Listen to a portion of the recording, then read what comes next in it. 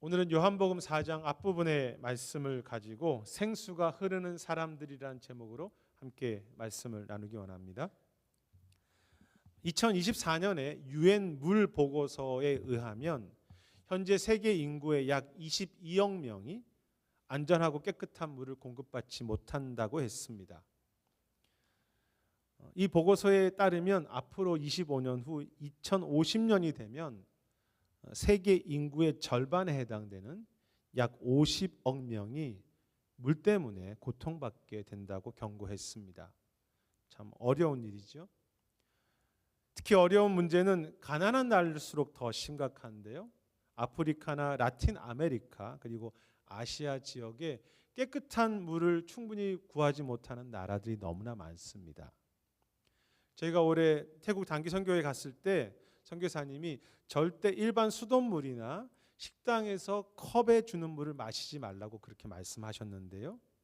그래서 태국에 갔을 때 가정이나 교회나 식당을 방문하면 항상 언제나 생수병에 물을 주는 것이 하나의 예의처럼 문화처럼 돼 있고 그런 것을 경험할 수 있었습니다. 그러니까 일반 물이 깨끗하지 않다는 거죠. 이렇게 물이 오염되고 그 오염된 물을 마시면 아시는 것처럼 장티푸스나 콜레라 같은 질병에 걸리게 되는데 특히 어린아이들 또 나이 드신 분들은 더 큰 고통을 받게 되죠. 또한 이러한 깨끗하고 안전한 물은 인간과 동물만 필요한 것이 아니라 식물에게도 꼭 필요한데요. 그래서 깨끗한 물로 농사를 짓지 않으면 오염된 물질이 축적된 농산물이 나오게 되고요.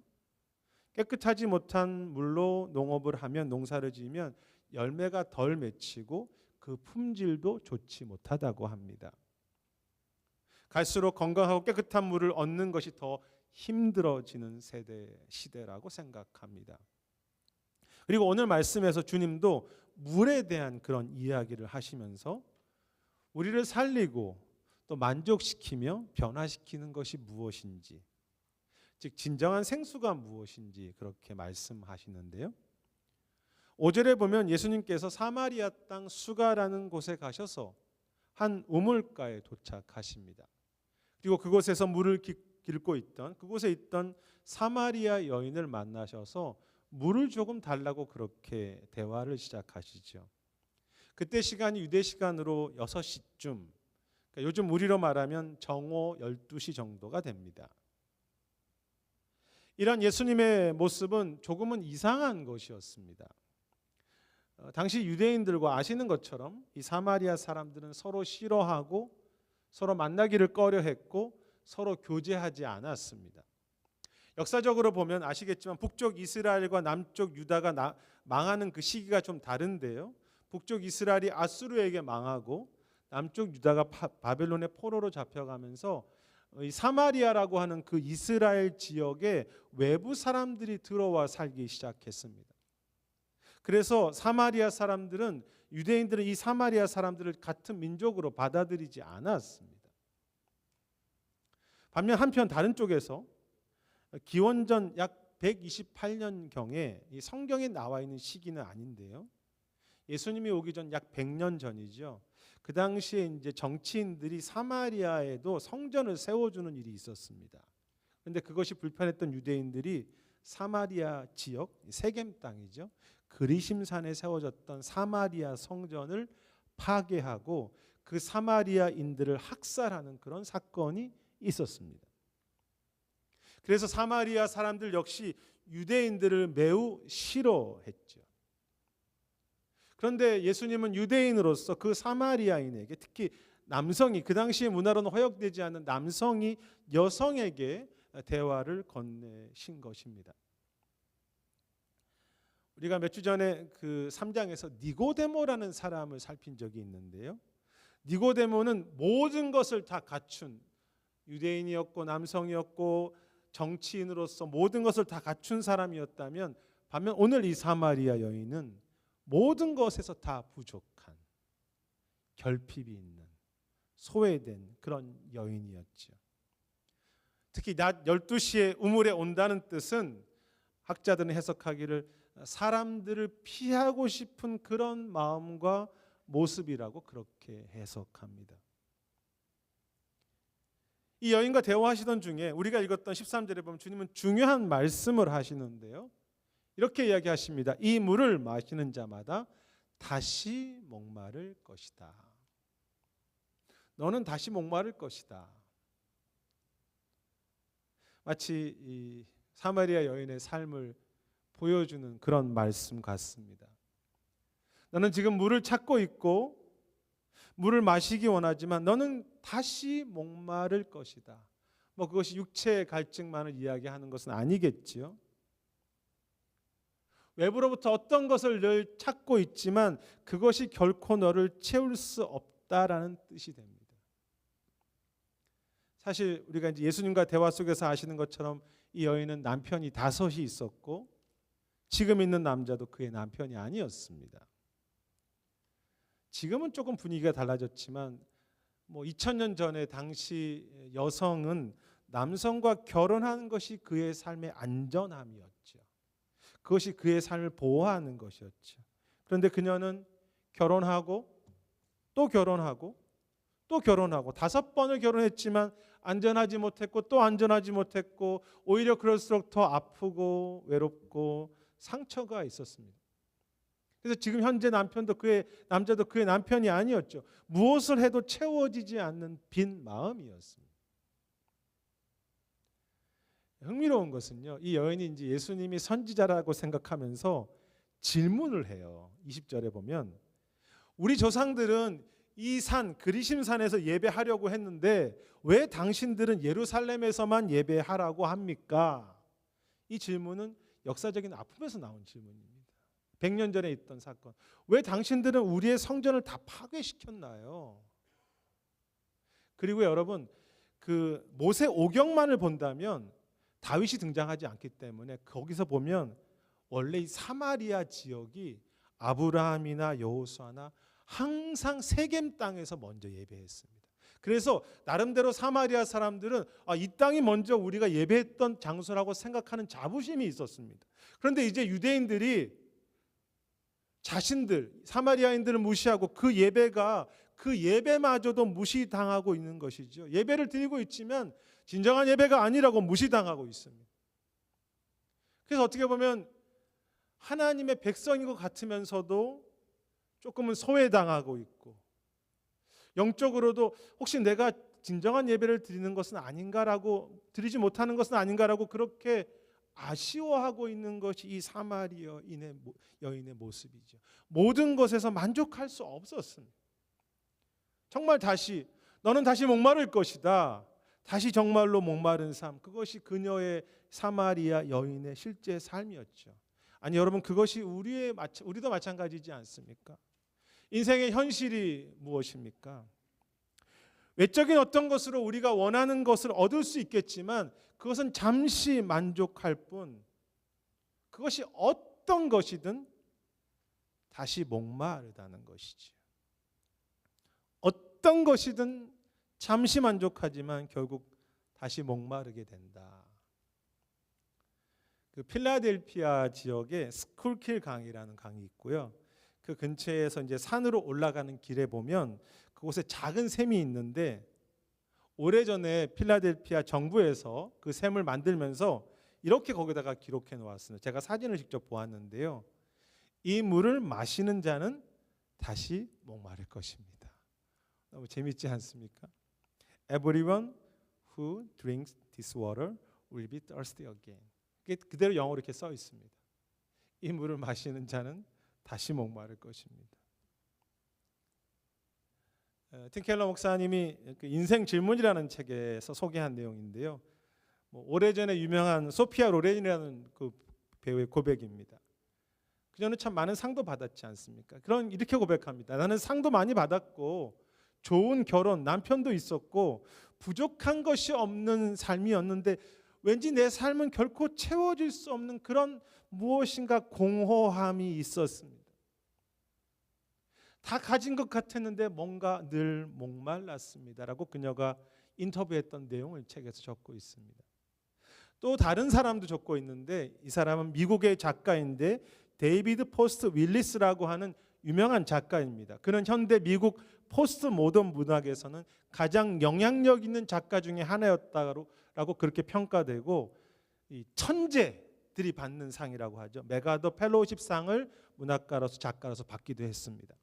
그는 기독교인이 아닙니다. 근데 이제 한 대학에서 대학 졸업식에서 그가 이렇게 했던 연설을 이제 기록하고 있는데, 이런 연설을 했습니다. 우리가 돈을 월십 숭배하면 아무리 가져도 당신은 채워지지 않을 것입니다. 당신이 어떤 외모와 성적인 매력을 숭배하면 내가 못생긴 것과 나이 들어가는 것을 더 깨닫게 될 것입니다. 당신이, 졸업생들에게 말하는 거예요. 당신이 힘과 권력을 숭배한다면 더 나약해지며 두려워질 것이고, 지성과 학문을 숭배하면 내가 얼마나 미련한지 곧 발각될 것입니다. 당신이 원하는 것이, 당신이 숭배하는 것이 당신을 삼킬 것입니다. 사실 이 사람은 다 가졌지만 늘 이 우울증에 시달렸는데요. 결국 이 연설을 한 후에 2년 후에 스스로 목숨을 끊게 됩니다. 조금 극단적인 얘기긴 하지만 사실 그것이 또 우리들의 인생의 모습이 아니겠습니까? 무엇인가를 자꾸 찾게 되고, 근데 그것이 오히려 나를 삼켜버리는, 목회자도 별로 다르지 않다고 생각합니다. 단지 목회라는 현장만 있을 뿐 내가 원하는 그것이 결국 나를 삼키는 거죠. 우리 교회가, 혹은 제가 목회자로서 제가 목회가 어떤 모습이 되면, 어떤 정도가 되면 우리는 그래 이제 더 이상 우리는 갈증이 없어라고 생각할까요? 제가 어떤 머리 스타일을 하고 어떤 옷을 잘 입으면, 멋지게 되면, 또 제가 얼마나 좋은 인격이 되면 여러분들이 목사님 만족합니다라고 그렇게 만족하시겠습니까? 어떤 교회는 목사님이 머리 스타일 때문에 성도들이 시험 받고, 목사님이 옷을 잘못 입어서 상처를 받는 교회도 있다고 하더라고요. 근데 여러분들은 충분히 저 만족하시죠? 제 스타일이나 이게. 물론 개인이든 목회자든 더 성장해야, 교회든 성장해야 하고 발전해야 합니다. 발전하지 말자는 이야기가 아니에요. 하지만 주님이 말씀하십니다. 그 모든 것을 다 가져도, 네가 다 발전한다고 해도, 네가 원하는 그 소망을 이루고 너의 교회가 그렇게 성장해도 너는 또 만족하지 못할 것이다. 너는 다시 목마를 것이다. Will be thirsty again. 우리가 이 현실, 이 하나님의 주님의 말씀을 인정하고 겸손하게 받아들이는 그 자리에서부터 이 믿음이라는 것이, 그리고 하나님의 은혜가 어떤 것인지 깨달아지게 되는 거죠. 주님이 우리를 사랑하셔서 말씀하십니다. 책망이라기보다 사랑하셔서 말씀하십니다. 사랑하는 자야, 모든 것을 다 가져도 너는 다시 목마르게 될 것이다. 그런데 오늘 말씀에서 주님은 이 여인에게 목마름과 관련해서 중요한 메시지를 말씀하시는데요. 14절에 보면 내가 주는 물을 먹는 자는 영원히 목마르지 않을 것이다 라고 그렇게 말씀하십니다. 내가 너에게 물을 줄 텐데 그 물은 영원히 목마르지 않은 그런 물을 줄 것이다. 그녀가 솔깃했겠죠. 그래서 이제 그 물을 10절에 보면 생수라고 표현하기도 하는데요. 생수는 원래 헬라어적인 표현은 영어로 잘 표현되는데 living water라는 뜻입니다. 움직이는 그런 물이라는 뜻도 있고 흐르는 물이라는 그런 의미가 되는데요. 사마리아 여인이 살던 지역은 메마른 곳이기 때문에 흐르는 강물이 없었습니다. 그래서 그녀는 혹시 예수님이 우리가 모르는 그런 스팟이 있나? 혹시 자신도 모르는 그런 강이 있을지, 혹은 그런 흐르는 샘물이 있는지를 알려고 대화하는 게 오늘 본문에 나오죠. 혹시 그런 거 있으면 알려주세요. 하지만 주님은 조금은 이상하고 놀라운 말씀을 하시는데요. 우리가 14절을 자세히 보시면 그 후반절에 보면 내가 주는 물은 그 속에서 영생하도록 솟아나는 샘물이 된다고 말씀하십니다. 이 부분이 참 중요한 내용이죠. 그 속에서, 여기서 그라는 것은 그 사람을 말합니다. 사마리아 여인을 말하고 우리를 말하겠죠. 그녀는 어디 좋은 생수가 있냐고 찾고 있는데 예수님은 그 생수가 이제 그 사람 안에, 사마리아 여인 우리 안에 샘처럼 솟아난다고 그렇게 말씀하시는 것입니다. 생수가 솟아나는 사람이라고 할까요?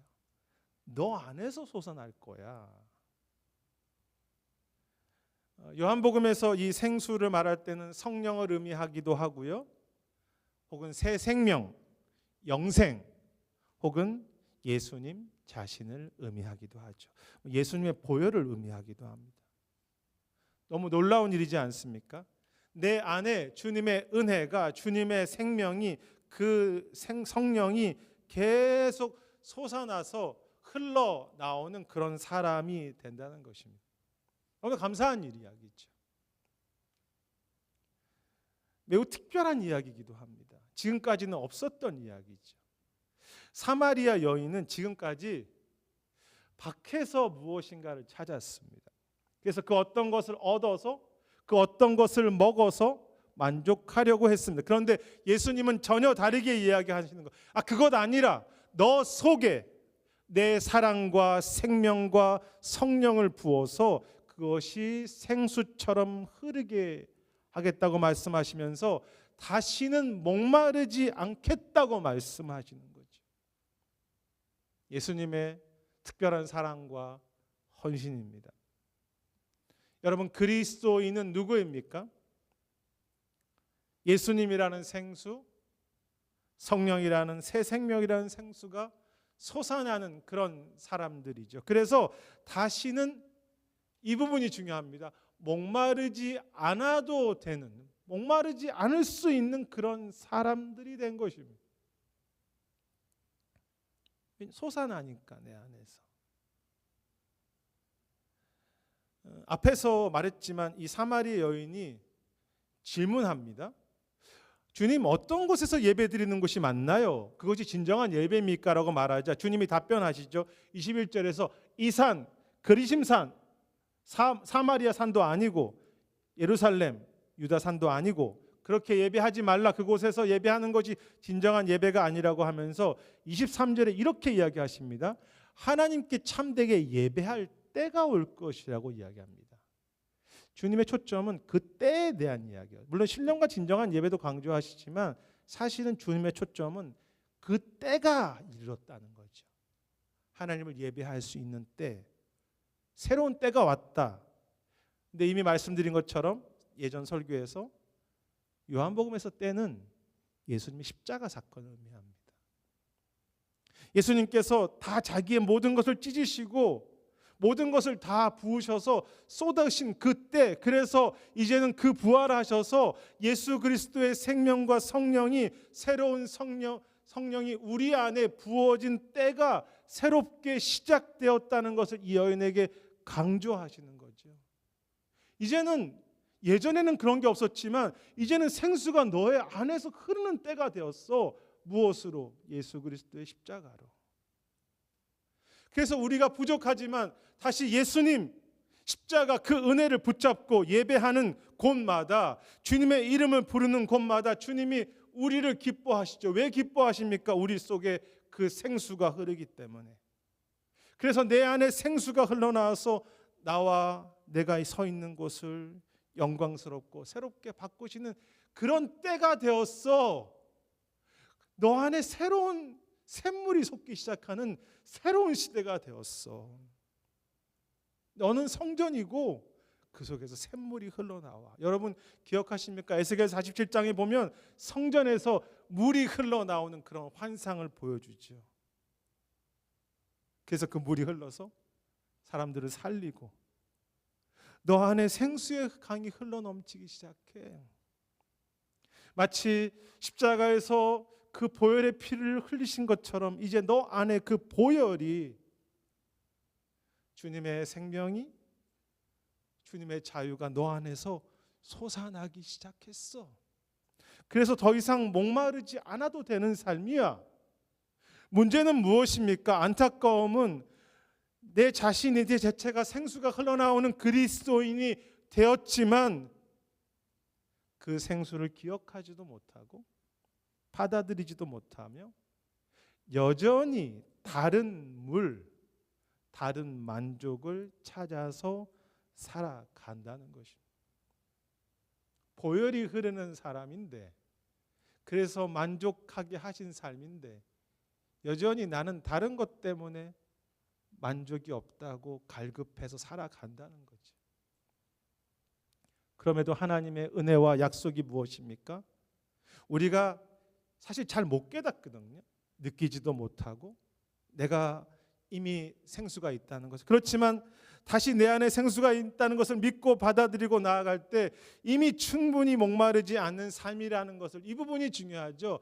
이미 목마르지 않은 삶이라는 것을 깨닫게 하시는 거죠. 때로는 느끼지 못하지만 깨닫게 하시고, 아, 내 삶이 그렇구나. 그리고 그 생수가, 그 성령님이 우리의 삶과 마음을 만족시키셔서 변화가 일어나기 시작한다는 것입니다. 마음과 삶이 실제로 만족돼, 그것이 이론이 아니라 내 안에 있는 생수를 믿고 살아갈 때 내 마음이 변화되고 내 삶이 조금씩 그런 진정한 만족의 삶으로 변화되게 하신다는 것이 하나님의 약속이지요. 올해 총회에 갔을 때 물 한 모금 선교회라는 섬기는 선교사님이 오셔서 부스를 만들고 또 우리에게 설명도 하시고 잠깐 교제했었는데요. 어려운 지역에 우물을 만드는 사역을 하시는 선교사님입니다. 그런데 이 선교단체만이 아니라 정말로 많은 단체들이 물이 오염된 곳에 우물을 만드는 일을 지금 하고 있습니다. 그래서 이제는 우물이, 샘물이 그들의 마을과 그들의 가정 안에 시작되게 된 것이죠. 하지만 이 선교사님도 그런 아픔을 이야기하시더라고요. 후원자들이 떠나고 나면 이제 지어졌잖아요, 샘물을. 이미 시작된 그 우물을 자신들의 것으로 관리하지 않는다고 했습니다.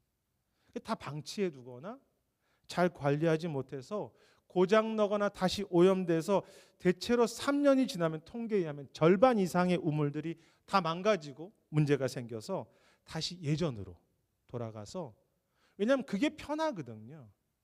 그 우물을 관리하지 못하고 오히려 예전에 먹던 그 오염된 물로 다시 돌아가는 아픔이 있다고 했습니다. 거기에 익숙하니까, 거기에 길들여져 있으니까. 여러분, 그것이 우리의 삶의 모습이 아닌가요? 목마르지 않은 생수가 주님의 보혈이 내 안에 이미 흐르고 있지만 그것으로 살지 못하고 다시 예전의 것으로 돌아가서 주님, 왜 이렇게 내 인생이 목마릅니까? 라고 그렇게 고백할 수밖에 없는 삶. 오염된 물에, 오염된 만족에 스스로 속는 거죠. 그리고 거기에 길들여져 있는 것입니다. 제가 고등학교 1학년 때인가 2학년 때 그 이야기를 나눈 적이 있지만 바카스 D라고 하는 음료가 있습니다. 그 요즘 말하면 에너지 드링크, 뭐 레드볼 같은 음료인데 그것과 포도 써니텐 중에서 포도에 제가 중독된 적이 있습니다. 여러 가지 중독이 있지만 저는 바카스 중독과 써니텐 중독이 있어서 거의 매일 집에 갔다 오면, 학교 갔다 오면 집에 냉장고에 바카스 D와 써니텐 포도가 있었어요. 그래서 그거를 먹어야 제 마음이 조금 좀 괜찮다라고 생각하는 그런 좀 이상한 중독을 경험했습니다. 뭐 당연히 몸에 안 좋겠죠. 뭐 써니텐 오렌지도 안 됩니다. 써니텐 항상 포도가 있어야 되는데, 그래서 그것을 멈추고 다시 제가 건강한 음료수와 물을 마시기 시작했지만 그것을 제가 끊고 나서도 몇 달 동안은 제가 무엇인가 채워지지 않는 것 같은 그런 마음이 있었습니다. 여러분, 물을 먹으면 사실 충분하거든요. 그리고 제가 이미 몸이 만족하고 있는데 제 입과 제 기억은, 제가 느끼는 것은 메마름이었어요. 물만 마셔서는 안 될 것 같았어요. 실제로는 아닌데.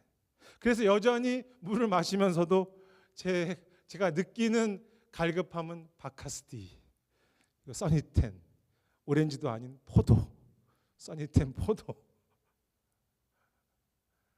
속는 거죠. 내 감정과 느낌이 내가 그렇게 느낀다고 해서 그것이 진짜가 아닌데 우리가 그것에 충분히 속을 수 있습니다. 내 익숙해져 있는 그 욕심에 속을 수 있죠.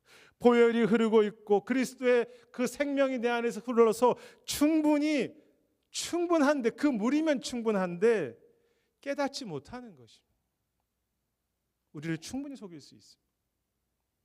다시 이미 만족한 삶이라는 것을 깨닫지 못하고 살아가는 것. 저는 우리가 살아가면서 우리의 마음이 어떠한가가 참 중요하다고 생각합니다. 그건 신앙도 마찬가지고 인생도 마찬가지입니다. 그래서 마음의 중심을 참 잡는 것이 필요한데 그것이 쉽지가 않습니다. 벌써 이제 9월 첫째 주잖아요. 이제 가을이 되면 항상 남자들이 마음이 허하다고 뭐 그렇게, 글쎄 우리 집에 남편들은 어떠신지 모르겠지만, 그래서 I feel empty inside라고 할까요? 허하다는 말이 영어로 좀 특별하더라고요. 내 마음이 좀 허하다, 뭔가 empty를 느끼는 것 같다. 그래서 괜히 뭐 슬프다고 생각하고 내 인생이 뭐냐고 말하기도 하고 분위기 잡기도 하는 그런 남자들이 있는데, 남자들만이 아니겠죠. 뭐 인간의 마음 자체가 원래 그렇게 대단하지 않습니다. 계속 무엇인가 허하다고 생각하는. 그런데 주님이 주신 생수가 목마르지 않다는 것은요, 단지 그냥 이론적으로 그래 목마르지 않을 것이야 정도가 아니라 실제 그 복음이 성령님을 믿고 살아갈 때 그 내 마음이 허한 마음이 아니라 채워진 마음이 되게 하시고, 그 복음이, 그 생수가 내 삶 자체를 변화시킨다는 것이죠.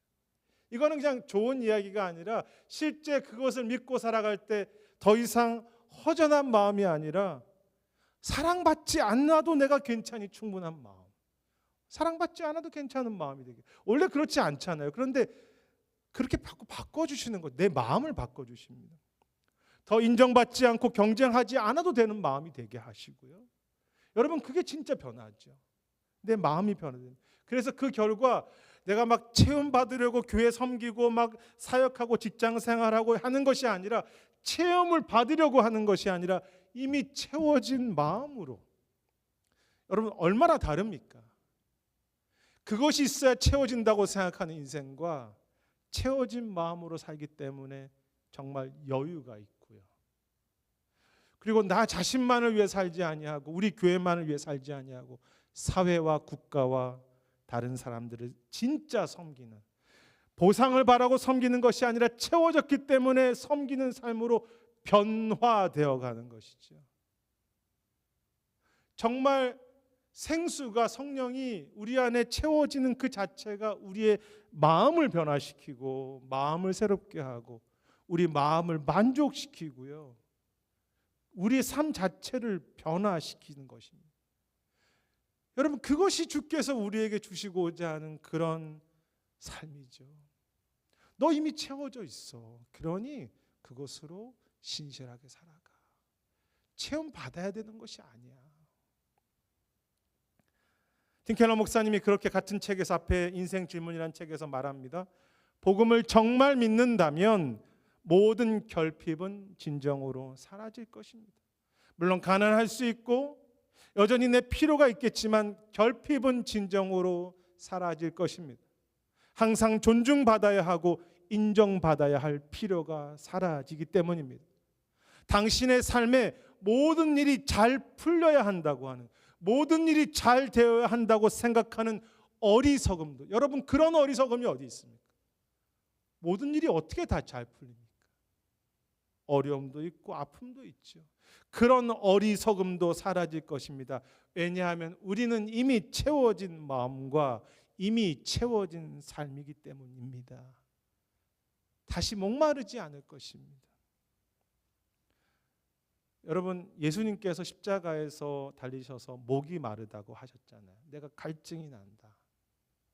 많은 신학자들이 말하는 것처럼 예수님이 십자가에서 스스로 목마르셨기 때문에 다시는 우리가 목마르지 않도록 하시는 거죠.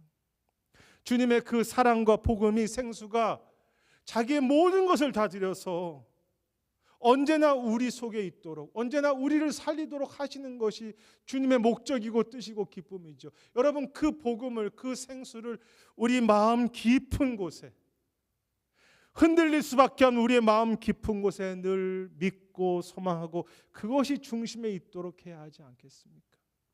내가 원하는 그 어떤 것이 아니라 그리스도의 생수가 내 마음 깊은 곳에 자리 잡아서 내 마음을 변화시키고 자유케 하셔서 세상을 섬길 수 있게 하시는 것.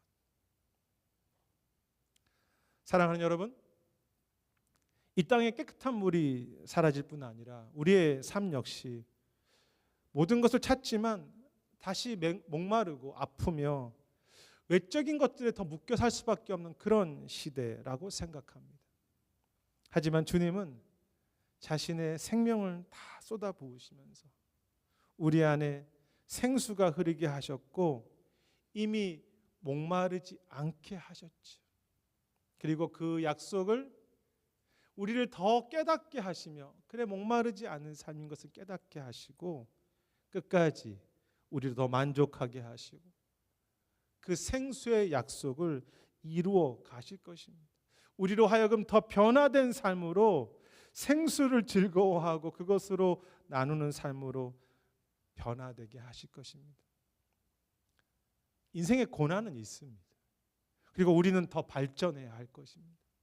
우리의 직장과 우리가 하는 일도 더 성장해야 하겠지요. 우리가 섬겨야 할 많은 사역들이 있습니다.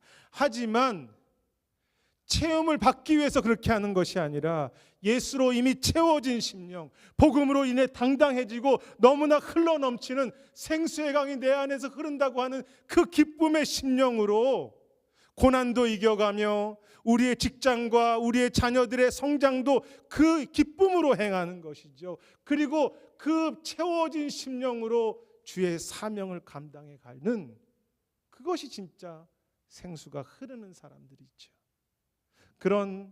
그것을 맛보는 생수가 흐르는 사람들, 그리고 주님의 진정한 기쁨과 자유를 여러분 이 세상의 다 우상 때문에 아프고 힘들어하는 이 땅 가운데, 이 다음 세대 가운데 진짜 생수를 맛보고 생수가 오염된 물이 아니라 생수를 그렇게 흘려보낼 수 있는 그런 우리 가정과 교회가 되었으면 좋겠습니다. 그것이 우리가 신앙생활하는 이유가 아니겠습니까? 주님이 말씀하십니다. 너는 어떤 물을 마셔도 다시 목마를 것이다. 하지만 내가 주는 물을 마시는 자는 영원히 목마르지 아니하리니 이는 그 속에서, 그 사람 속에서, 그 심령 안에서 영생하도록 계속 솟아나는 샘물이 되리라. 같이 기도하시겠습니다.